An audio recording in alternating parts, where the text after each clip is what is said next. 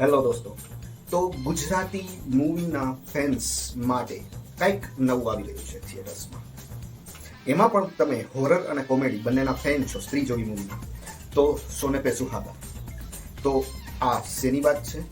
આ વાત છે એક નવું મૂવી રિલીઝ થયું છે 2 ઓગસ્ટ ગુજરાતી, જેનું નામ છે કારખાન. એની વાત કરશું આપણે.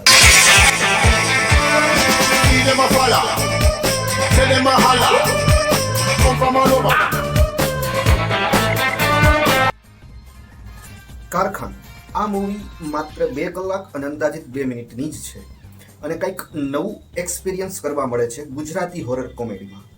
મારા મતે થિયેટરમાં જ આ એક્સપિરિયન્સ કરવો જરૂરી છે.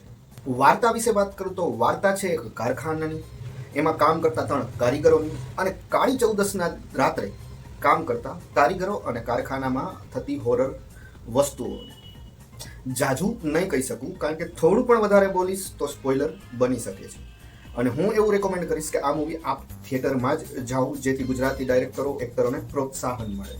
એક્ટરોની વાત કરીએ તો કોઈ બહુ મોટા એક્ટર નથી, પરંતુ જે એક્ટર છે એને એક્ટિંગો બહુ સારી કરી છે, જેમ કે અર્ચન ત્રિવેદી, પાર્થ મધુકૃષ્ણન, હાર્દિક શાસ્ત્રી અને ગેસ્ટ અપિયન્સમાં કાજલબેન ઓઝા.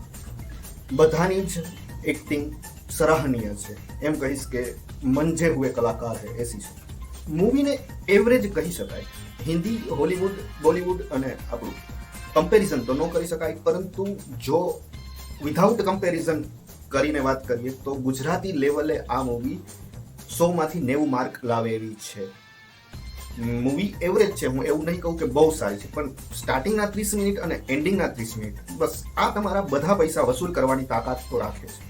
અને સાચું કહું તો આ મૂવી થિયેટરમાં જોઈ અને તમે એકવાર તો બોલશો કે આ એક નવો એક્સપિરિયન્સ છે. વચલી કલાકોમાં કદાચ તમે નાસ્તો પાણી કરી લેજો, પરંતુ સ્ટાર્ટ અને એન્ડ તમે મિસ નહીં જ કરી શકો, અને એ તમારા પૂરા પૈસા વસૂલ કરી દેશે.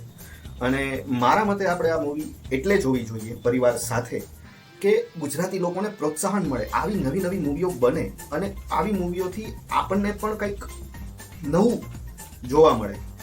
તો આ હતો મારો રિવ્યૂ આ ગુજરાતી મૂવી કારખાનનો, અને હું રેકમેન્ડ કરીશ કે આ શનિ રવિમાં આપ લોકો પણ આનો એક્સપિરિયન્સ કરો. એક સ્માર્ટ હોરર કોમેડી છે જે જોઈને તમને આનંદ આવશે. તો મળીએ ચાલતા ચાલતા. જય હિન્દ, વંદે માતરમ.